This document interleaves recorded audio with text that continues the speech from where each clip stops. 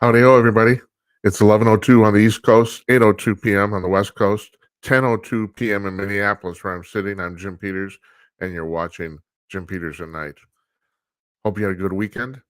I'm just drained today. I think I told you, my mother's 99 years old. She still lives on her own. She lives in a small town in southern Minnesota.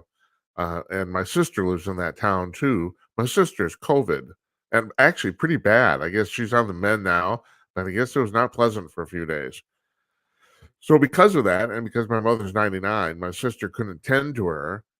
We basically she helps mother out, takes her to the market, and all that sort of stuff. And so I drove down there and to do that, and it was between the drive itself, which is considerably long, and driving her around, listening to her bitch about her neighbors. I knew I'd get this first time I've done this on a show day, but I figured unless something really terrible happened, I should get back here on time. I did. I had no trouble with that at all. But I'm wiped. I'll tell you. Yeah. Like Joe Walsh said in the song, I can't complain, but sometimes I still do. So let me tell you what's going to happen here on Jim Peters Tonight this week.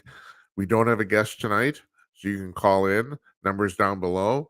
It's not a number, it's a URL. Okay, so now if you're new to this show, Talkers Magazine, the Bible of talk media in America, says we're the very first talk show in America to take video phone calls. And that's it. You call up using your camera and mic. It's very simple. You go to the address on the bottom of the screen right here. I was getting confused. jimatnight.com/call. That's our website, by the way. On our website, you can find that we have a blog. We update it every couple days with stuff going on, like links to our guests' books and stuff like that. And we have on the front page there's a schedule of our guests, and also you can watch all our episodes there in chronological order. But on that page, and also this is important. There's at jimatnight.com/watch. There's also a list of all the places and the URLs in particular where you can watch this program. There's 7 video places and 1 audio place, Podbean, which I'm still not. We will always have an audio podcast of the show available, but on Podbean we actually run it live, and it's kind of a pain in the ass. I gotta be honest with you. I'm not sure how long if we're going to do this in the future, but we're doing it already, and we're doing it tonight. So if you're listening to Podbean, howdy ho, everybody! If you're on there, and I know people are listening on Podbean. That's the other thing. Not a lot, but we got a few listeners there, so that's cool. But at jimatnight.com/watch, there's a list of all the places you can watch the show live. So we're live 11 p.m. Eastern, Monday through Thursday. There you go. Tonight, no guests. Tomorrow, we're taking the day off because I'm going to the dentist. And I don't know if I'm going to be able to talk after that. The dentist appointment's in the afternoon. And so, I just screw it. I wasn't even going to deal with it. I thought, well, maybe I just not do it, cancel it. Or no, we're just not going to do it. Wednesday, Dr. Murray Sabrin, economist extraordinaire, our very first guest on our very first show on July 31st. He's coming back. We're going to talk to him. And on Thursday, we're going to talk to Jazz Shaw, who we talked to about a month ago. He was a guest on our 7th show, and that is still easily the most watched show we've ever done so far. We're in our 5th week now. I'm not certain. I got to check the actual count, but I think today is show number 18 or 19. I'm not sure. We're getting it done. Those of you who don't know me, for the last several years, I've been doing podcasts and radio shows for a conservative news outlet.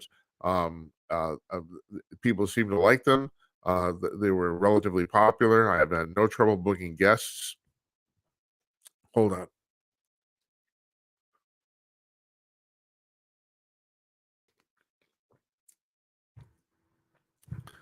And unfortunately, I don't have a producer for this show, so I'm booking the guests myself. Booking the guests is, I wouldn't say it's harder than doing the show, but it's way more time consuming. It's not a difficult task, but there's a zillion emails that go back and forth. People, then they have questions. You don't even want to know. I'm not going to tell you, but we get guests on. Pretty regularly. Jazz Shaw is going to be on Thursday. Now, there's and Murray too, both these guys are people we will have on a regular basis. I told Jazz I like him on once a month. Jazz is, God dang, when I'm burping. Jazz is the weekend editor for hotair.com. And I call him my brother from another mother because him and I have the exact same beat that nobody else has, and that is we do conservative news analysts and we do UFO research. We've been doing the same two things, him and I, for years and years. So I always want to talk to him because he always has a great take on all that stuff. Now, what I try to get out of every guest is tell me something we don't know. So I'll tell you, when Jazz was on our 7th show, this is what he told us, and he said had no confirmation of this. He said this was a rumor, but it's going around Congress, or it's going around Capitol Hill, that James Comer already has the smoking gun of Joe Biden getting money from China or some foreign entity directly into his bank account. He says, and the scuttle is they already have it. They're just sitting on it to release it for the right time. So it'll be interesting. Now, what Murray's told us on the very first show on July 31st is he's still betting on the fact that we're going to have a major recession sometime in the next 12 months before the end of the summer next year. He's still sticking to that. And matter of fact, I posted on our blog, I posted a link to a story he did for Fortune magazine saying that very thing. It's kind of dense, and Murray's a very, very knowledgeable guy. He knows his shit, and yeah, he gets on, and sometimes he's maybe there's a lot of technical terms, but still, I think he gets the message across of what he's trying to say, and his goal is to educate the public on economics. And what the hell? We're the single most capitalist country in the world, and we don't even teach basic economics in high school. It's nuts. It's absolutely nuts. And then people say, well, I've heard people say, well, how can you blame Biden for the recession? Well, anybody who knows anything about economics 101 knows what happened. They printed too much money. It's as simple as that. You print too much money devalues, inflation goes up. Duh. I mean, do you need to be a rocket scientist to figure this out? No, you don't. But that's how clueless most people are about economics. They don't know anything about it. So anyway, I'm going to take your phone calls tonight. But once again, we talk about absolutely anything. So the deal is you go to that URL, you go to that web page, and you click on the big blue button at the top of the page. You go to a preview screen where you get to check your camera and mic, get the shit out of your teeth, and comb your hair and all this sort of stuff. And then you hit join on the bottom and you're in the queue, and I will put you on. And one of the callers last week said, what happens if you get too many people in the queue? Well, we haven't found that out yet. We haven't come close to that. So, and also, this is really important too. I want to point this out because I know some of you are reticent to do this. You can choose no video on the spot where you choose the drop down where you choose your camera. There's no matter, even if you only have one camera on your device, there's another choice, and the choice is no video. And if you choose that, your camera is essentially muted, turned off. So you can call in audio only, and people have done it. We've had several people who have done it. We got a guy, an extraterrestrial named Cooper, who called on Thursday. Now, he didn't mute his video, but he was very fairly inventive in how he displayed it. So we didn't see his face, but we saw the little alien thing on his head. We saw that. It was amusing. You guys cracked me up. So that's what we got going on here. So that's the week. And I'm gonna I got a few things, I kept a few notes. So there's a lot of shit that happened over the weekend, man. Holy Christ. First of all, I want to comment on this. Have you guys seen these commercials for TikTok? Do you get the impression the Chinese government is trying to sell us on this? What the fuck? It's like, Jesus Christ. Okay, there's the one, some guy, they're trying to make it all warm and fuzzy, he makes money off of TikTok, or he's become an influencer, screw you. Folks, I got to tell you this. Okay, so our show is on 8 different platforms. Twitter, X, whatever you want to call it, Facebook, we're on all that shit. And the list is at jimandknight.com. But I personally, and I'm not on social media. Matter of fact, I've been meaning to make a post on Twitter, a pinned post that says, if you want to, say something to me, call the show. You want to know what I think? Watch the show. This is my social media contribution. I do not post anywhere. It's a waste of time. Especially I hadn't been on. All right, here's the deal. I became obsessed with the internet way before anybody else, and I lost my addiction way before anybody else. So I was on Facebook, even though I wasn't in college. I scammed a friend of mine's college account because I wanted to see what all the hubbub was about. This is like in 2004, 2005. Facebook if I'm right, went public to the general public in 2006, if I got that correct. But I was on there before then. So I have not been. I was on Facebook quite steadily and actively till about maybe 2012, about 10 years ago. And I woke up one morning and I said, this is a fucking waste of time. And literally abandoned my account. Now, have you ever tried to close a Facebook account? You can quote unquote suspend it. You can do that. They'll let you do that, but close it. No, they need you to get those for the advertisers. They need to get those subscription numbers up, so they won't let you close your account. You can't do that. So I just walked away. But anyway, so the setting up our Facebook page for the show is the first time I'd actually spent any time on Facebook more than a few minutes. I mean, the only reason I've logged in is like to get a friend's email address or to send a message to somebody that I didn't have an email, that sort of thing. So I've sporadically logged in, like literally like once or twice a year. So I logged in. We set up a new account to put up this Facebook page. I'm astonished at how fucked up the interface is. What the hell is they got going on here? It's a mess. I mean, you can't. I can't. And I'm pretty savvy at this crap. I'm a computer programmer, and finding my way around was really, really touch and go. It's all a waste of time. You understand that when you go on these services, folks, you're the product. Your information is the product. It's like, oh, it's free, it's free. No, it's not free. They turn around and they sell your shit. And people say, well, I can't get off. Well, that's your problem. I don't know what to tell you. I did. I just quit cold, and my life's better for it. So you won't find me on social media anywhere. Now, the really other interesting thing is I was extremely active on the internet before 2001. Basically, that would be Web 1.0, which was ended in March 2001 when the stock market crashed. I'm very active, and even into like 2004, 5, 6, like I said, none of that shit's still there anymore. People say the internet's forever. I don't know. I understand 2001 because basically there was a paradigm shift.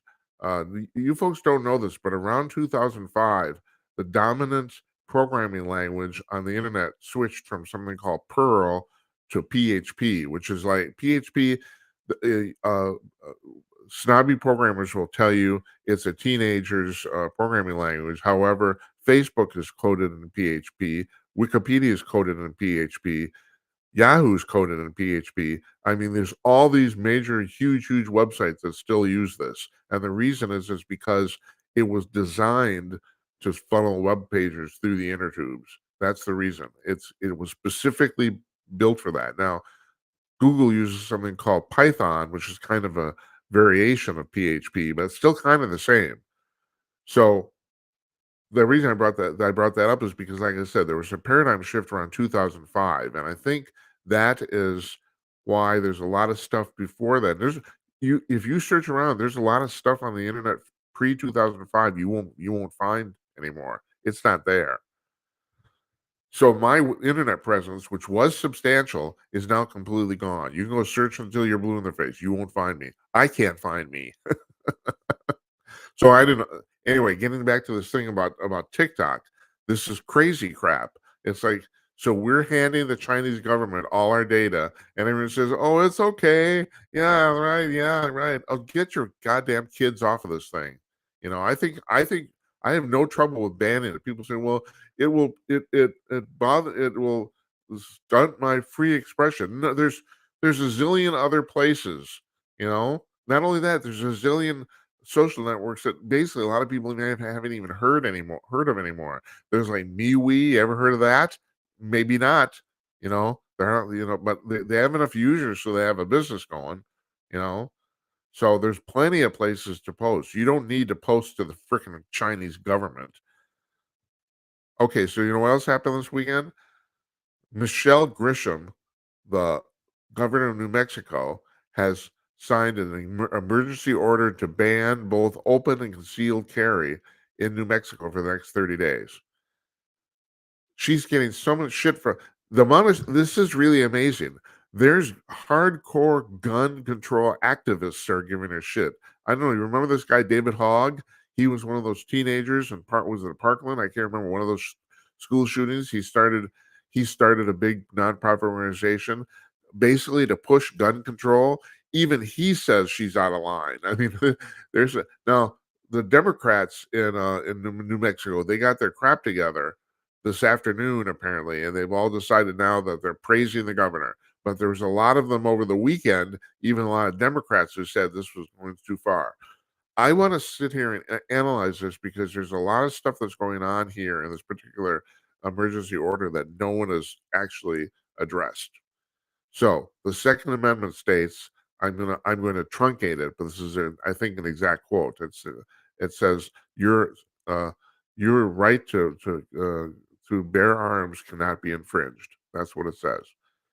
But that has been now in modern America, that has been interpreted as being the government can restrict gun ownership or displaying government or carrying or whatever it is.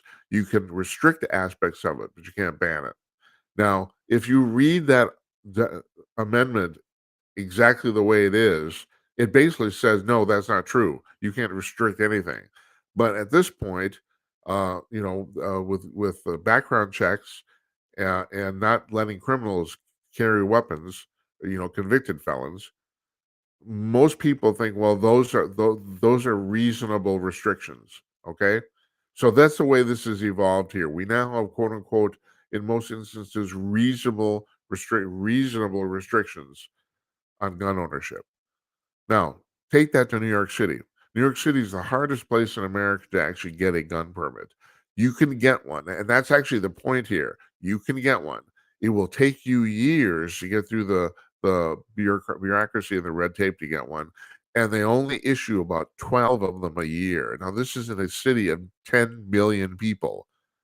They only issue about a dozen carry permits a year, which is absolutely absurd. But the courts have ruled that no, they haven't eliminated gun ownership. They've only restricted it under certain conditions, and therefore that's legal. Now, the restrictions are so goddamn harsh that, like I said, almost no one can actually get a gun. But you can, in theory, you can get one. And like I said, a few lucky people every year do. That's the unfortunate thing is there's a whole bunch of regular ordinary citizens in New York City who are carrying illegally. That's what happens. But the point here is I want to get back to what this ruling, this emergency order is. It says that it bans either open carrying or concealed carrying. In other words, it bans carrying, which means you can't take a gun out of your house. Now, if she had done one or the other, she probably could get away with this legally because that would be considered a reasonable, quote unquote, reasonable restriction. Like, let's say she banned concealed carry but allowed open carry. Let's say that, okay? Or vice versa, either one. That would probably fly. But by banning both, she's basically banned having a gun. It's like, if you can't openly carry it and you can't concealedly carry it, well, you're not leaving the house with it. You can't take it anywhere, and that's kind of the point here. And also the fact she declared this emergency because a couple 13-year-old kids had gotten shot, and like, what isn't it? This is like the new thing in government. It's like we have emergencies. Fuck you. You do not. We do not have emergencies. No, there's no emergency. There's no emergency that says you can take my Second Amendment rights away. Now there's no emergency that says you can make me wear a mask. But you know, the terrible thing about that is, and I've said this for 3 years, I want to point this out too. On my previous podcast that I did for the news organization I worked for, we did test shows in April and May of 2020. Now, for all practical purposes, you can actually point to a Saturday, March 10th of 2020 of when the lockdowns actually started. That day. They started that day. I know that. I remember that distinctly because I was supposed to be in an event that night and it got canceled at the last minute because of COVID scare. So you got March 10th. So I started doing the tests for these shows around, and they were daily, around April, around maybe a month after that.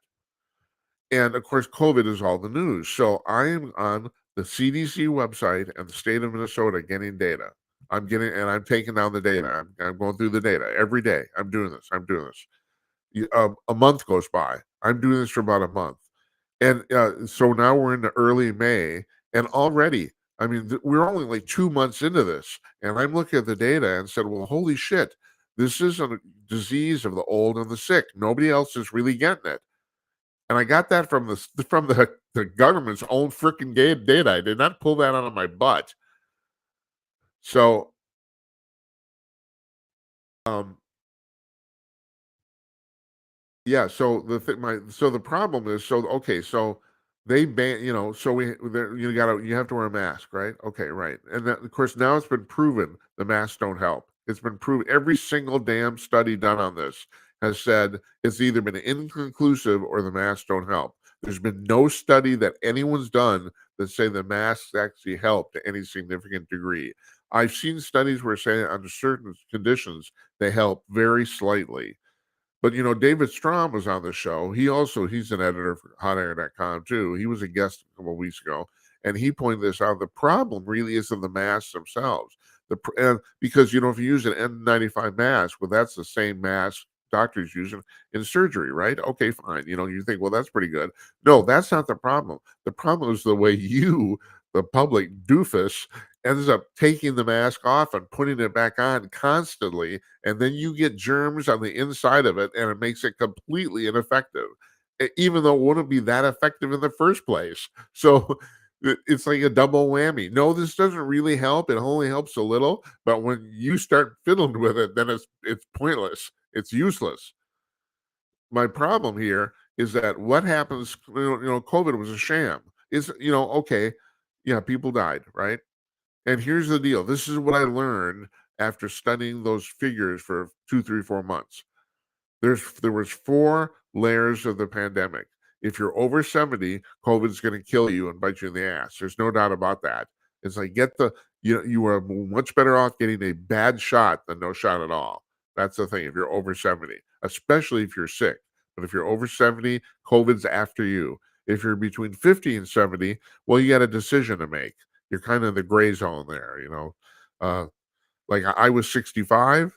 I decided I got the original 2 vaccination shots. I did not get the boosters, and I'm glad I did because now it's pretty obvious now. Well, not only do the boosters not work, and Strom pointed this out because he wrote an article on it. It's very true. It's been statistically shown, and not once again, we didn't pull this out of our butt. It's from the Cleveland Clinic in a huge study that people who got the booster shots actually got COVID at a higher rate than people who didn't. That's actually been proven now by math and statistics.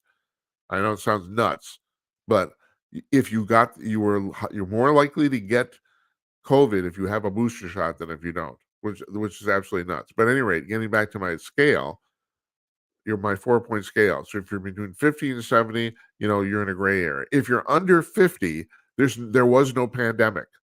Yeah, now I know 2 32-year-old people unrelated to each other who are not sick, completely healthy, who died of COVID. I mean, I do. I know it happens.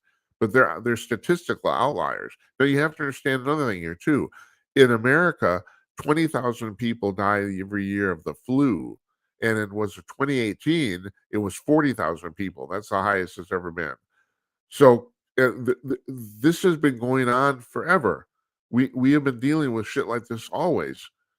Oh, the other thing is the 4-point scale and I want to point out I'm not a doctor. I play one on television, but I'm not one. If you're under 20, you're nuts to get a shot. There are so few people under 20 who died of COVID, who even got COVID, that the kids do not need these booster shots or these vaccines. And the fact that there's schools that made them get them is appalling, because if you're under 20, the shot's way more dangerous than the disease. That's the thing. You got a 4-point scale there, you know? But like I said, if you're between 20 and 50, there basically wasn't any pandemic. It was bullshit. Now, here's the problem. The government's giving us crap. What happens if we end up with a virus that kills 80% of the people who get it? At this point, they've cried wolf. No one's going to believe them. You know, that's the real problem here. I mean, if like I pointed this out on Thursday. There's a lot of people who think the extraterrestrials want to kill us. So we need 50 bazillion trillion dollars to fight them. Well, what happens if there's a virus? I don't know. I got an interesting thing about that. I'm going to kind of go off on a little tangent here. I read a fascinating story this last weekend about an alien abduction in Australia. And I know you're rolling your eyes now. Yeah, alien abduction. There's a lot of stuff people can buy. They can buy the fact that ET is flying around. They can buy that. A lot of people can't buy the abduction, even though there's a lot of credible people. John Mack, in particular, who was the head of the psychology department at Harvard, who went out, started a study to debunk this, and he came to the conclusion it was real. It's right. He basically almost got disbarred from his profession for this, but he said he could not. He said the data and also the anecdotal evidence he talked to hundreds of people. He said he came to the conclusion this was really happening. So, at any rate, here's a little bit of proof of that. So there's a couple driving down a country road in Australia outside of Victoria, and there's a UFO lands in a field and abducts them. Okay, fine. You're saying, well, all right, shit, I could make that up. Yeah, but here's the part you can't make up. The car that was behind them, people they didn't know, they got abducted too. And these two parties of individuals, one a couple and the other, there were three people in the other car. They corroborated each other's stories. All five of these people got abducted at the same time in two different vehicles, didn't know each other. Now that's freaking creepy. I'm trying to. Yeah, there's a guy I'm trying to get on the show, a UFO expert. I'm not going to name him because if he can't come on, I don't want to embarrass him. But or whatever. I mean, believe it or not, there are people who don't want to be on this program. I know what how could you not like me? I mean, shit. Look, I brush my teeth. I comb my hair. There's this guy. No, I have to point this out. The other number on the bottom of the screen, text or voicemail, 408-458-5088. Best number on the planet. So you can send me a text message. Yeah, and I'll get it. And I read them all. So I got a guy who's reading me, give me shit about the fact. He said, "Why don't you wash your hair?" Well, okay, all right. I didn't tonight. I did on Thursday. So sorry.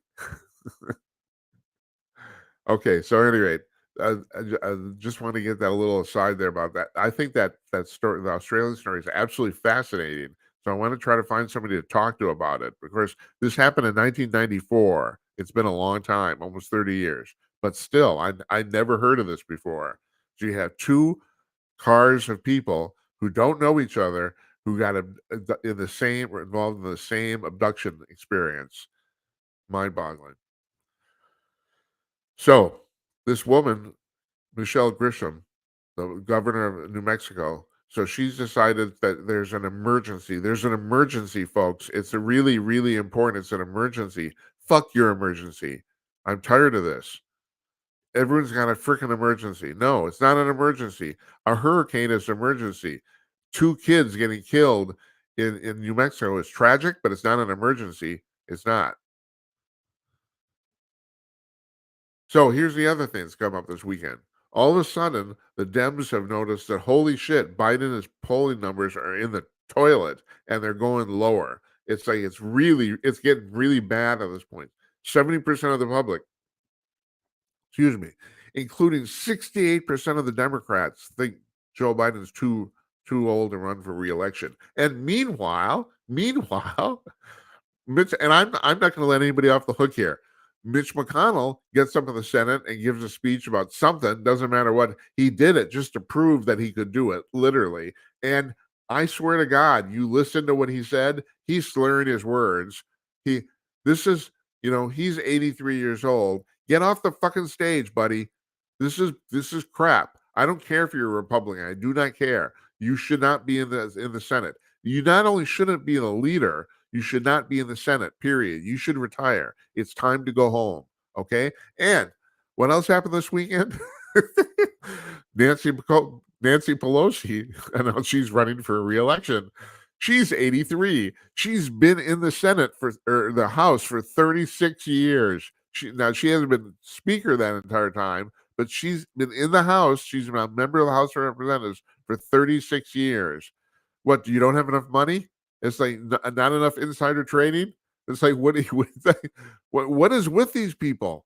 Now, also Chuck Todd quit, or it was his last weekend doing Meet the Press.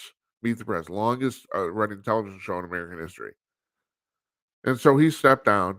And I'm not really a big fan of this guy. I have poo-pooed him. Frankly, I don't understand. It's either he's not very bright or it's a matter of being too close to the trees, because and this is one of the reasons I think it's really great that I'm in Minneapolis. Now, I go to Washington regularly. I know people in Washington. A good friend of mine was really good friends, she's passed away now. Really good friends with Bill Clinton. So yeah, I'm a little plugged in, not a lot, but a little. But I think it really benefits me and what I'm doing here that I'm not there, especially that I'm in the Midwest, flyover country, because we kind of have a view here of the country that they don't have there. I'm dealing with real people every day. They're dealing with people who all graduated from Harvard, and every single person they know is getting paid at least six figures. I'm dealing with farmers. So, it's I like the perspective I have. And I don't think guys like Chuck Todd, I don't think they have any perspective at all. I think they're really literally they're too far into the weeds to actually, other than that, either that or he's a doofus. And I don't want to insult the guy, but still, he has said some really, really stupid stuff over the years. And I don't know. I don't know what to make of it. Anyway, what's her name? Kristen Welker is taking his place. But the reason I brought that up is because he said he's been doing it for 9 years. He said he wanted to get out on top. He said the worst thing you can do with a prominent job is overstay your welcome. No shit. That's absolutely correct. There's very few people that doesn't apply to. Like, for example, Limbaugh did the radio show for 32 years. And people seem to never get sick of it. Carson did a show for 30 years. People did not get sick of him. But those people are true exceptions. They really are. It's like the vast majority of us, mere mortals, put your time in, and don't wait till they kick you out or drag you off the stage with a hook. Don't wait. But here, Mitch McConnell, God bless him, he's still at it. Nancy Pelosi is coming on again. Oh, all these geriatric people. And I am sympathetic because I'm going to be old. I'm going to be 68 next month. I'm about 2 weeks away from this, but it's really seriously, you got to clear the stage for somebody else, for other people. You have, if here's my problem with this: these people, they don't have a life. They don't. They cling to this because it's the only thing they know. Well, that's your problem, buddy. Go out and find one. Go out and get a life. It's like if you don't. I mean, there's no way in hell Nancy Pelosi is ridiculously wealthy. The last quote I heard is that she's worth at least $100 million. She can buy that expensive ice cream till she's blue in the face. She's never going to have to worry about money. She's never even have to worry about not being rich. She's going to be rich for the rest of her life. She does not need this, but apparently she does. some emotional thing. Only she thinks only I can solve these problems. Well, you've been there for 36 years so far. You haven't done a particularly good job solving them yet. Like, Jesus Christ. Give me a call, would you? Um, Gemini.com/call. You can do it.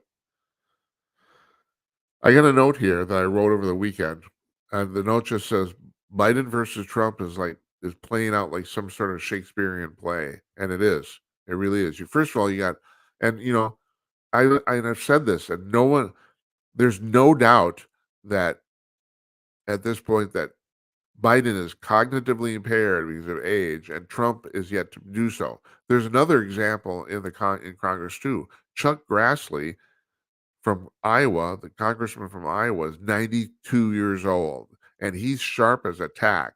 I mean, this guy has not lost a step. He doesn't look a day over 70, actually.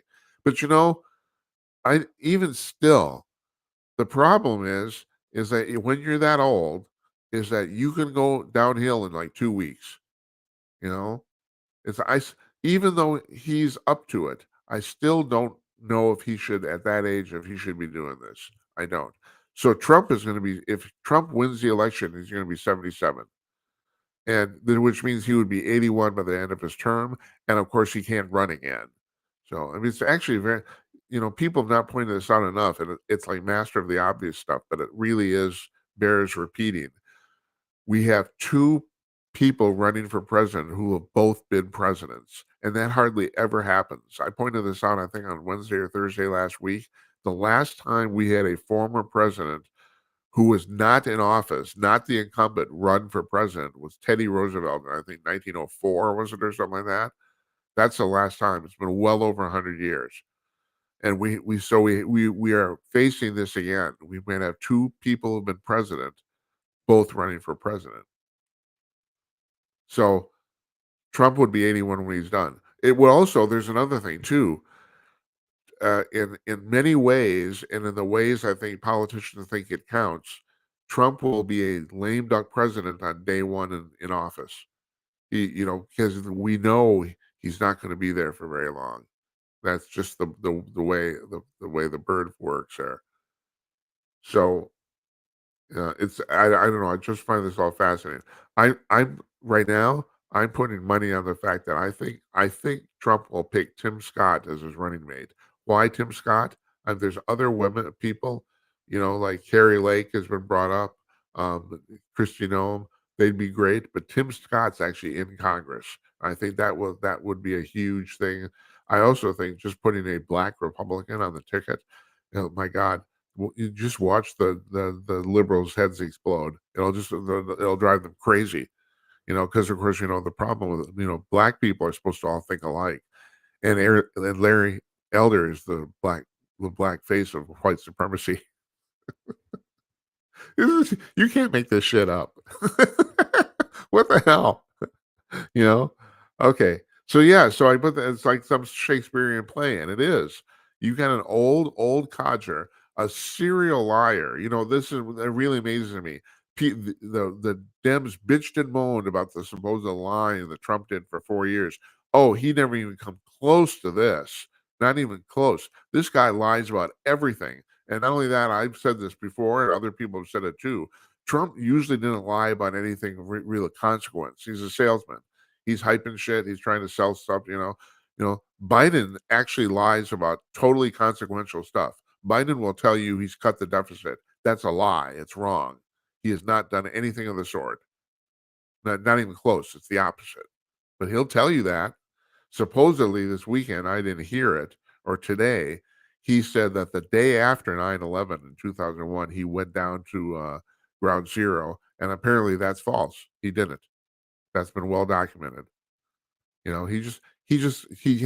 pulls these stories out. And like, okay, that story, you know, he's just trying to, if he's going for Fields, all right, that's, but the thing on the deficit or the thing about the border crap, no, those are consequential lies. The fact that, he punished a couple border patrol people for apparently, he said, on their horses whipping migrants. They didn't do anything of the sort. And everyone knew that even when it happened. And he went on and on about it. He's never apologized to them, as far as I know. So I'm not the only person. Mike Lee, congressman, is also calling for McConnell to step down. And people are starting to talk about this now. Whether the talk makes any difference, I have no idea. Folks, vote these people out. It's really terrible. The thing, incumbency is a real magic thing. It's like once you're in office, it's very, very hard to remove people. It is. And I don't know why that is. I mean, look at AOC. She got into Congress because she beat a hardcore popular Democratic congressman, Joe Crowley, who some people said was kind of up for maybe Speaker of the House. That Pelosi kind of that he was uh, Pelosi was mentoring him to do the job, you know, and he didn't pay any attention to the primary, and AOC knocked him out of the primary. It's actually an amazing story. She's a crazy woman, but still, she did. I mean, she did it. To her credit, she has put together some good people who seem to know what they're doing, in that regard. And she's had no trouble winning re-election ever since. Even though I could point out she's done almost everything wrong. She alienated Amazon to the point where they pulled out. Amazon would have. It wasn't just the number of jobs; it was 25,000 six-figure jobs, a shitload of really, really high-paying jobs. And she said, "Well, we don't need Amazon here. They're capitalists or whatever the hell she was talking about. Who knows? You know." Another thing that's come up this week, and which really kind of amazes me, and I don't want to say I told you so, and I'm not even glad about this. Uh, Mike Pence's favorability numbers are tanking, and I've said on this program before I have an irrational dislike of this guy. I don't know why I don't like him. I don't. It's just I mean I could say he comes off as snobbish. I could say he comes off as what's the word I'm looking for? Starts with an S. Okay, just forget that one. That he but, I and also he's an old style and old time Republican, and people don't want that anymore.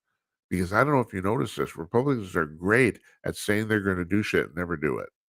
That was the thing about Trump. Trump did almost everything he said he was gonna do, and that's one of the reasons he has such a fervent, following. Most Republicans don't do that. So Claire McCaskill was on MSNBC this weekend, and she said, "Well, the problem is that there's only 16% of the Republican Party that's actually in for Trump because Trump was such a terrible, awful president that he basically alienated everybody else or something to that effect." And that's just oh no, it was the fact that she said Trump is the best example of a divider, of someone who's been in politics, who's divided people. Okay, I could say that, I saw the president get up in front of a Nuremberg, in a red background and tell all the Republicans they were evil. I saw that. So I guess that doesn't count, or, not only that, they say all this stuff about Trump. It's relentless. They just say it, say it, say it. And he's never, it's all false. It's just plain false. I just I don't know. Okay, give me a call. I don't want to talk to you. I need to talk to somebody. I need to talk to you.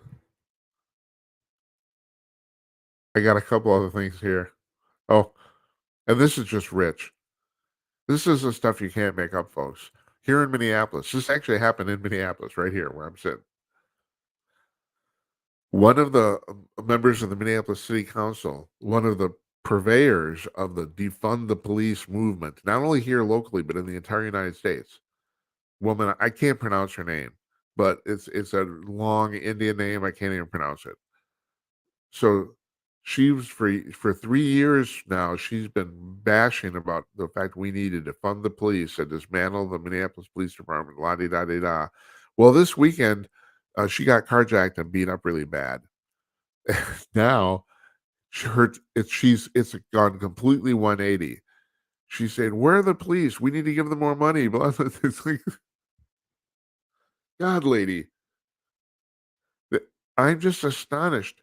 I suppose empathy is a word you use to be able to relate to other people's emotional state, right? Like the whole thing about Bill Clinton, I feel your pain, and he was actually really pretty good at that too. I mean, that was not bullshit. He could do that. But empathy is that word. I don't know what words you use to actually describe being in somebody else's shoes per se, as far as like their predicament or condition, in and above an emotional reaction. But this is the part I don't understand, and this applies to both parties again too. This is not just Democrats. People in America, it seems like once they get a certain amount of money, they can't relate. Well, I'll tell you right now, and I'm not going to get into details about this.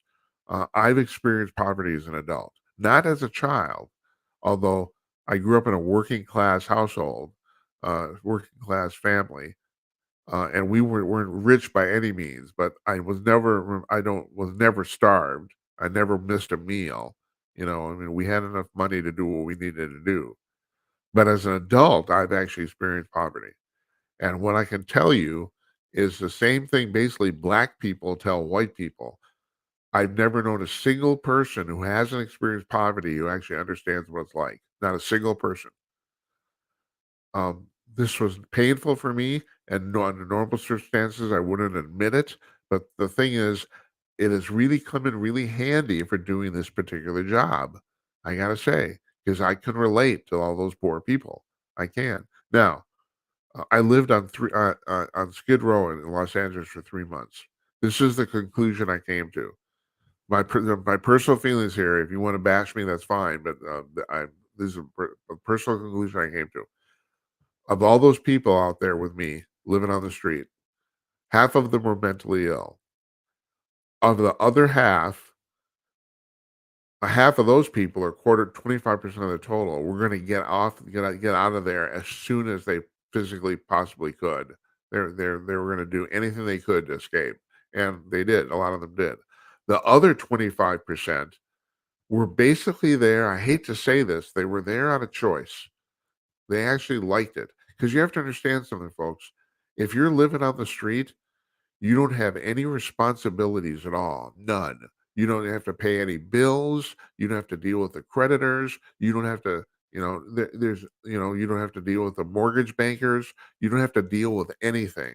And for some people like that, and whether it's conscious or unconscious, remember reading a story after I got off there. I was there for 3 months. After I got out and reading the Los Angeles Times, they did a story about a guy whose family he had basically escaped. He was estranged from his family. They had lost touch with him, and he was living on the street in Skid Row in Los Angeles. And they found him by accident, I think, by chance, I think it was. They found him, and they brought him back home. You know, and after a month, he said, "Sorry, I'm going back," and he went back out on the street. And he explained this. That's exactly what he said. You have to understand, there's certain things about this lifestyle that are very attractive, and one is I have no responsibilities at all. He said, I don't want to be responsible for anything. I don't like being responsible. I'm not responsible. So I'm just going to go. And he went back to the street. So why did I bring that up? Oh, because of this story. This is David Strom wrote this on Hot Air. Our friend who was here a couple weeks ago. The headline is Rich People Encouraged to Stimulate Poverty for 2-3 hours. This is in Highland Park, Illinois. This is a shit you can't make up either. You can't make this shit up. In Highland Park, Illinois, they're doing a thing. I don't know what you want to call it, an event. So they're doing an event at the country club at the country club in Highland Park, the Highland Park Country Club, where they're basically simulating poverty for 2 to 3 hours for the members who want to come and join in this 2 to 3 hours. They're gonna be poor for 2 to 3 hours. I think that means they can't order off the menu. I don't know what the hell that is. It's the stupidest fucking thing ever, and they're doing this. Okay. So my point was, yes, thank you. Now I remember. My point was, I think people who get to a certain income level literally can't relate what it's like not to be wealthy. They can't relate. They can't do it. You know. So yeah, you can go to the country club at Island Park for an afternoon, and you will be poor for an afternoon. For an afternoon at the country club. I don't know if you can order off if you can order the burgers and fries from the bar. I don't know. I don't know what you can do. I have no idea. This is crazy shit. So David Strom wrote an article about this. I tell you what, I'm going to try a link to this on our blog. This is nuts. I'll put a link up for to this. So uh, and then there's another thing, another article David wrote too, and this hits home for him because those of you who know, Carleton College is in northern Minnesota. Carleton College has been called the Harvard of the Midwest. It's about 45 minutes south of the Twin Cities Metro in a little town called Northfield. There's two large colleges in this tiny little town. One is Carleton, the other St. Olaf.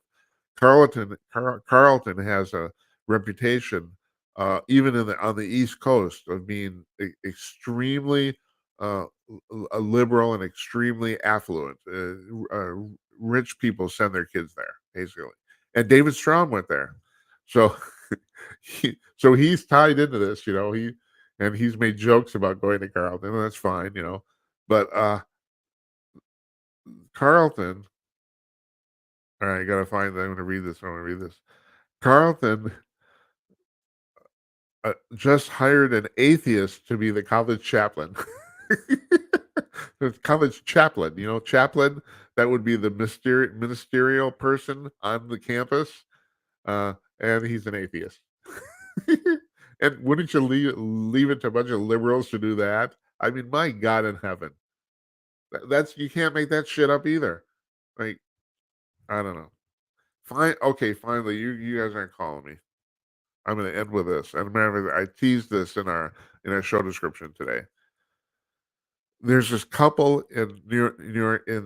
This was in the New York Times. There's this couple in New York City who's breaking up. They've been living together. They're breaking up. Excuse me. Hold on. You're going to have to wait.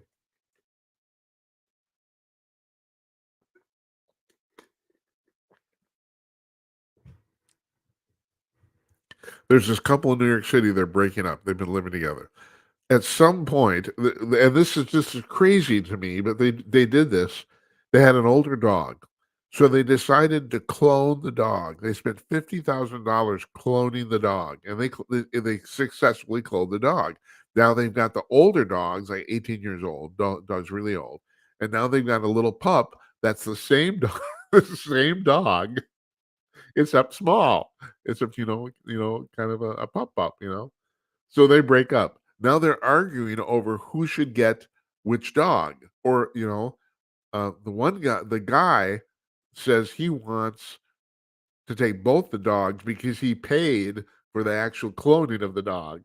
The woman says, no, that the original dog is my dog. So I should at least get that dog. And I'm thinking, can you imagine?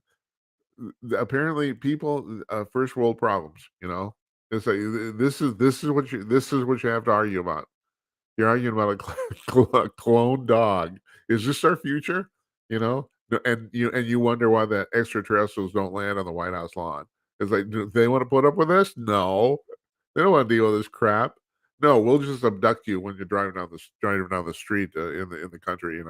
That's like, and then we'll run some tests. And have you ever seen the? Actually, people forget about this. It was actually the pilot episode of South Park. It was the very first episode called Cartman Gets an Anal Probe, where Cartman gets abducted by aliens.